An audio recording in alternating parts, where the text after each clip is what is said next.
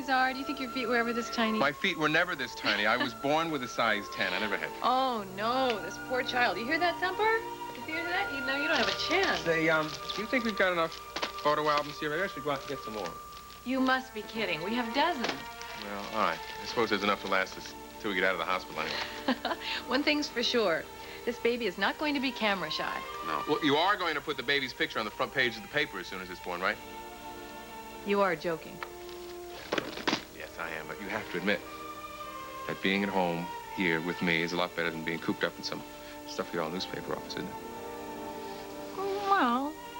Well? What do you mean, well? Come here.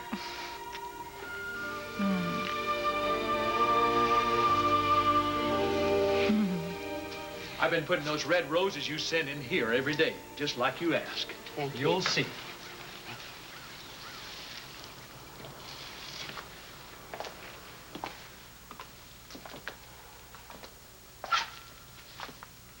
Where did this come from? I don't know, ma'am. Who would have sent this? I'll be at the gatehouse if you need me.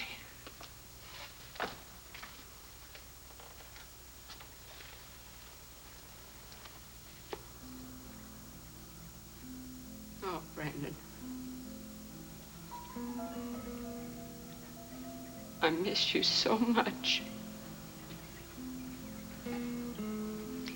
You were the center of my life. And now you're gone. Nothing holds anymore. I can't come to grips with anything. Or anyone.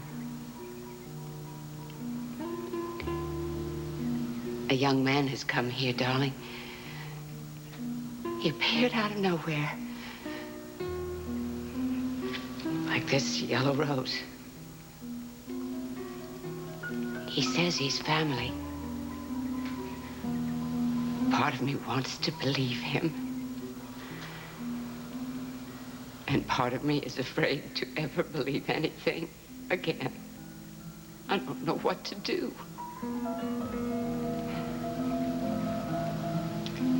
You had such good instincts, darling. Tell me what to do. Please, Brandon. Give me a sign.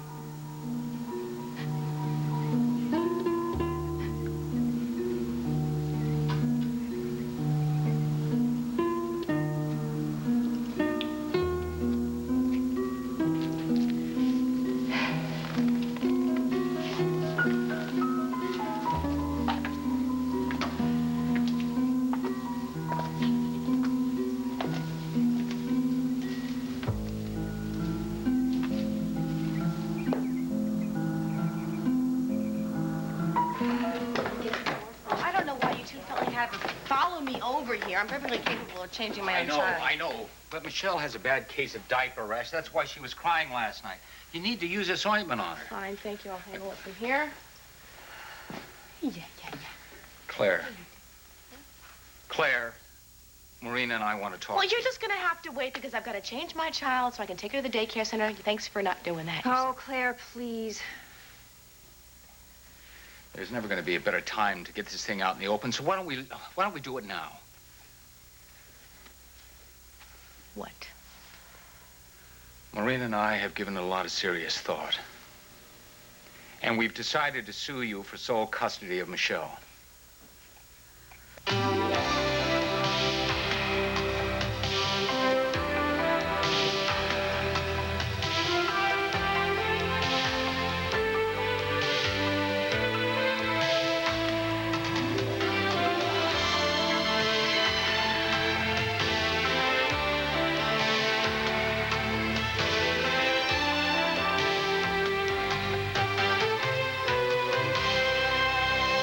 Now, Guiding Light.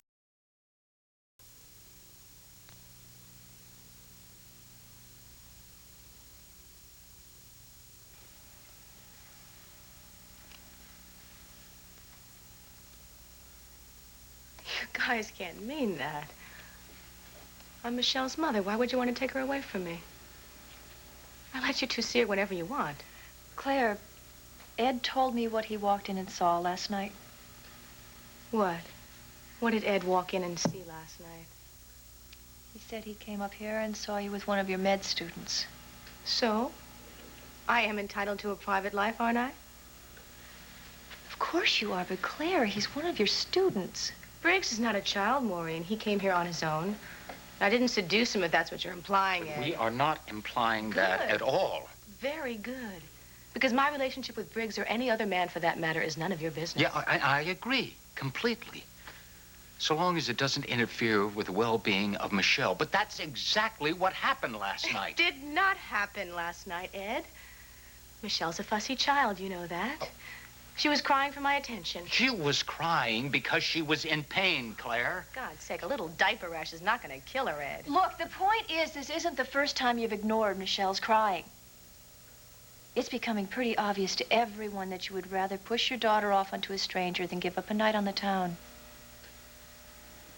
That is not true. I love my child. Claire, I want to believe that. But Maureen and I have seen time and time again that you put your interest ahead of Michelle's. And my daughter deserves better than having a part-time mother. And from what I saw last night, I know that's all you'll ever be. Yeah, darling, I miss you so much. They just aren't the same without you around here. 2 coffees, I know. What? Oh, yeah, that's great. You met who? Mayor Bradley. Honey, I'm Canadian. I don't know who that is. That's great. That's terrific, Mindy. I know. You have two milks, right? No, 2 chocolate milks. 2 chocolate milks. I'll be there. They're just right down here. Out of my way, son. The natives are getting arrested. No, really, you don't have to do that, Talk to your woman, son. No, not you, Mindy. It's somebody right. else. Now, here we go. It's Roxy's dad. He's helping Hey, out. want a Yeah. shot of bourbon in there? What? Guess not. Yeah. All right, now. That's For great. coffee That's this really morning. great. Here we go. Keep them lips a-flapping, son. Yeah. Yeah, I've gotten a lot done on the house. Yeah, I'm about ready to start the nursery. Well, I would have gotten more done, but I don't know. I haven't been sleeping too well at night. Why? I guess I miss having you to hold. Oh, you really have to go, huh? Okay, that's great. Mindy, one more thing. Well, I love you. Yeah. Okay, darling. Knock him dead. Bye-bye.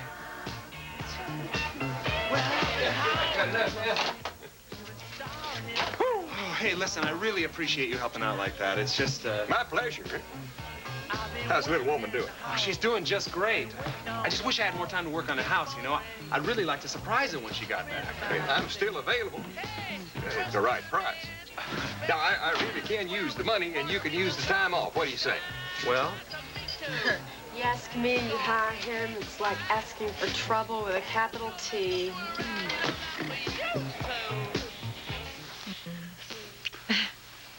I hate to kiss and run, but I've got to kiss and run. There's a few things I've got to do. I thought you said that this was much better than going to a stuffy old office. It is. It is, believe me. There's a few things I have to take care of. I won't be long, I promise. Oh, Kyle, it's just that it gets so lonely here without you. I just start bumping into furniture. I don't have anybody to talk to. Listen, do you think it would be all right if I went to the office just for a couple of hours this morning? You know how good I've been feeling. Maeve, look, I'm bending Dr. Ramsey's orders by letting you out of bed. I don't know how you talked me into that in the first place. Very carefully. Nice try. No going to the office. Well, what about if you had Catherine bring your work over here and you could stay here and work? Well, she wouldn't be able to do that, not unless she's a lot stronger than she appears. What I have to do is to go approve the site that the architects have picked for the new research lab. Besides, while I'm gone, it'll give you a chance to just rest and take it easy and not do anything. All right. Now, you're going to promise me that you're not going to leave the home while I'm gone, right? You're going to stay right here. Okay. That's my good girl. Now, you get plenty of rest. I'll be back soon. Yes, sir.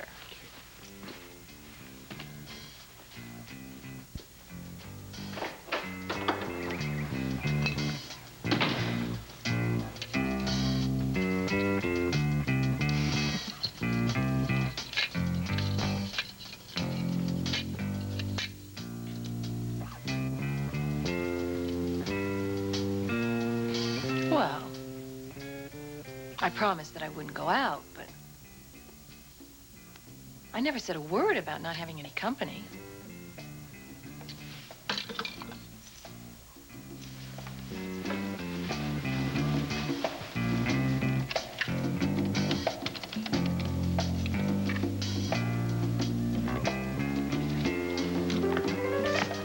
Hello, George. Hey, William, look at this. We're booked solid again. Business has been booming since that Sampson girl contest. It certainly has, and I am seriously considering raising my prices. Warren, have you by any chance seen Simon? Are you kidding? This early in the day? Simon is a night person, India, but I guess you know that as well as anyone. Warren, please. All right, if it'll make it any easier on you, Simon did not show up last night for work either. Eh? Did he call in sick? No, India, you know perfectly well he... You mean you weren't with Simon last night? I'm sure he's all right. Come on, let me buy you a drink. No, thank you, Warren. I have to meet a client for the foundation here. Joseph Veccarino. Has he arrived? No, I don't think so. Let me give you my private table. I tell you, if it weren't for my work, I think I'd go insane. William, hello. Oh, Mr. Morrow. Dining alone? No, actually, I'm going to have lunch with a client. You probably know her, Mrs. Gunther. Has she arrived yet? No, she hasn't. Oh, well, that'll give me time to call my office. If she arrives... Listen, feel free to use the phone at the bar. Oh, thank you. Mm-hmm. William, India is expecting a Mr. Veccarino. Very good. And Mr. Morrow is expecting a Mrs. Gunther. Really? I'll bet she's divorcing that old coot. Really? I really can. Alexander. Mrs. Fuller. Hello, William. Warren, I'm sorry for the way I behaved on the phone last night. I had no right to treat you the way I did. Please, it's all right. No, it isn't. Just I'm at my wit's end. I don't know what to do. This is about Simon, isn't it? He gave me an ultimatum. Either accept him as a member of my family within 24 hours or he'll walk. My first instinct was to send him packing, but what if he's telling the truth? What if he is family? Come on, let's sit down. You'll feel better. I thought going to visit Brandon would help me decide.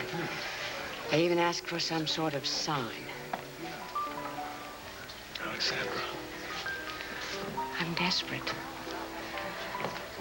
I'm so alone, Warren, so utterly alone. You'll never be alone. You will always have me. No. And I'm grateful. But it's my family I've lost. They're all gone, except Philip. And I may have driven him away in spite of myself. I've made so many mistakes in my life, I don't dare make another with Simon. You mean in all this time you haven't found anything conclusive about him? Nothing to help you decide? No. Oh, there have been bits and pieces. I found out he asked to be assigned to the Spaulding train car last year when India and Philip separated. Oh, now that's interesting. Well, why did he do it? Why didn't Simon just come to me outright? Why did he have to make contact with India first? I can't tell you how much I've looked forward to meeting you.